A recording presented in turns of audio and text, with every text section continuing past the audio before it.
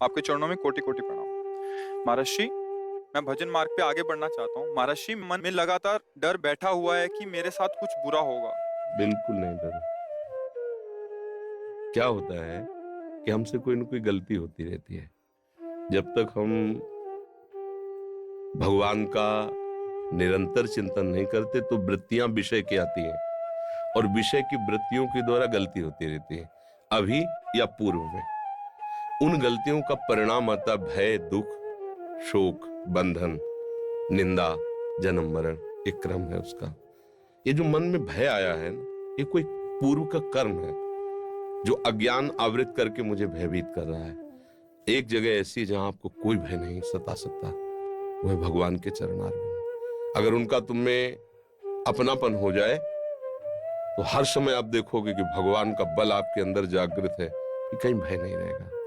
हमारा मन कई तरह से भयभीत होता है। हमारी प्राप्त सुख सामग्री न नष्ट हो जाए, हमारा प्राप्त सम्मान न नष्ट हो जाए, हमारा प्राप्त पद न नष्ट हो जाए, हमें प्राप्त शरीर न नष्ट हो जाए, इन्हीं बातों का भय रहता है।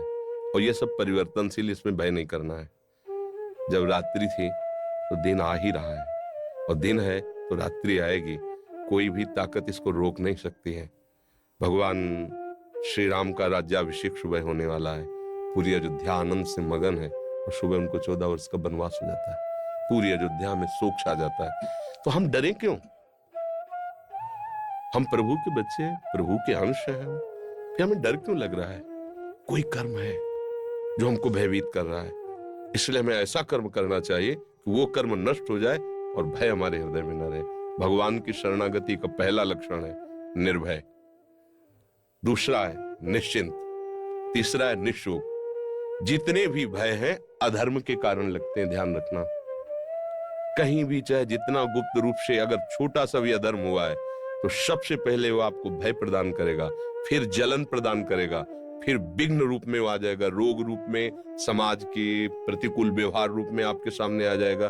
फिर हमारा संतोष भाव बिगड़ जाएगा। भूल करके भी कोई असत आचरण न करे, और जो असत आचरण हमारे भूल से हो गए हैं उनके निदान के लिए हम, जैसे एक कांटा दूसरे कांटे से निकलता है, ऐसे हम ऐसा बलि सत आचरण करें तो उसको नष्ट कर दे। वो है भगवान का भजन, दूसरा कोई नहीं। अगर हमें जो नाम प्रिय भगवान का, राम कृष्ण हरि ओम नाम जप कर रहे हैं, और दूसरों में भगवत भावना अत्यंत आवश्यक है निर्भय होने के लिए। जब तक हम किसी को व्यक्ति मानते रहेंगे तब तक हमें भय लगा रहेगा। हमें यह है कि ये व्यक्ति संचलित भगवान से है, और भगवान मेरे हैं, तो ये वही करेगा जो मेरा कल्याण होगा, मेरा मंगल होगा। ये बिल्कुल मेरा मंगल नहीं कर सकता। आप तो इतनी अवस्था के हैं। प्रहलाद जी 5 वर्ष की अवस्था के थे। हिरण्यकश्यप त्रिभुवनपति था, सारी शक्तियां उसके हाथ में थी, और जो मन भाया सो किया प्रहलाद के साथ। आग में जलाया, क्या क्या नहीं किया। इतना भी नहीं डरे, ना किसी भी तरह का उनको ताप प्राप्त हुआ। बस उनको था मेरा भगवान है, मेरा भगवान सर्वत्र है, वो मुझे बहुत प्यार कर रहा है, मेरी सुरक्षा भगवान कर रहा है। एक तपस्वी परीक्षा लेने के लिए चक्रवर्ती सम्राट महाराज अम्बरीश जी के पास जाता है, केवल इस बात से कि मैं तपस्या का धनी हूं। ये राजा होते हुए मेरे से भक्ति में कैसे बड़ा माना जा सकता है। परीक्षा के लिए गए और उनसे चूक हो गई। इतने महाभागवत को उन्होंने दोष ना होने पर दोषारोपण कर दिया। वो एक आगे कथा है लंबी, और कृत्या उत्पन्न कर दी। एक कदम पीछे नहीं हटे अम्बरीश जी, ऐसे ही खड़े रहे, क्योंकि उनको पता है मैं भगवान का हूं, सब में भगवान की सामर्थ्य है। अगर ये कृत्या का विधान भगवान ने किया मुझे नष्ट करने, तो नष्ट कर सकती, अन्यथा नहीं। क्या हुआ? सुदर्शन चक्र प्रकट हो गया, कृत्या को नष्ट किया, और दौड़ा करके पूरे त्रिभुवन में जलाया। दुर्वासा जी को मारा नहीं, क्योंकि वो भी भगवान के जन थे। हमें अगर भगवान पर विश्वास हो जाए और ये भावना हो जाए कि सब भगवान की शक्ति से संचलित है। देखो, प्रभाव अलग अलग हो सकता है यंत्र का, लेकिन बिजली तो एक ही है। हीटर में, कूलर में, चाहे वो शीतलता प्रकट करे वह गर्मी प्रकट करे, या कोई कार्यरत हो या अकार्य, बिजली तो बिजली है। ऐसे ही कोई दुष्ट स्वभाव वाला है या अच्छे स्वभाव वाला है, वह या क्रियारत है या शांत है, सब में भगवत तत्व विराजमान है।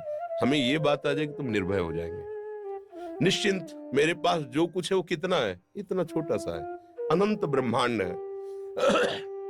उन ब्रह्मांडों को रचने वाले भगवान को कितना समय लगा है ब्रह्मांड रचने में? इतना, इसे निमेष कहते हैं, इतना निमेष, भ्रकुट विलास, इतना भ्रकुटी विलास सृष्टि लय हुई इतने समय में रच गया है। तो मेरे मालिक हैं। अगर किसी कारण से मेरा पद जाता है, मेरा प्रभाव जाता है, मेरी संपत्ति जाती है, मेरी अनुकूलता जाती है, तो मेरे स्वामी 1 सेकंड में इससे बड़ी अनुकूलता दे देंगे। मसका ही करें, बीरन चीज अजय ही मसकते, वो ब्रह्मा को मच्छर बना सकते हैं, मच्छर को ब्रह्मा बना सकते हैं। जो चेतन को जड़ करे, जड़े करे चेतन। जब इस बात पर विश्वास होगा तो आप निश्चिंत हो जाएंगे और आप कभी शोकित नहीं हो सकते, क्योंकि आपके पास जैसे पारसमणि मिल जाए तो किलो 2 किलो सोना चोरी हो जाए तो आपको शोक नहीं होगा, क्योंकि आप उससे जितना चाहो बना सकते हो। ऐसे भगवान अपने हो गए, भगवान से हमारा संबंध हो गया, तो त्रिभुवन की राज्य लक्ष्मी जाने पर भी आपको शोक नहीं होगा, क्योंकि माँ लक्ष्मी उनके चरणों को सहलाती रहती है। वो प्रभु मेरे यार हैं, मेरे मित्र हैं, मेरे गुरु हैं, मेरे पिता हैं, मेरी आत्मा है। तो निश्चिंतता, निर्भयता, निशोकता तभी रह सकती है जब हम प्रभु का आश्रय ले और निरंतर नाम जप का अभ्यास करें।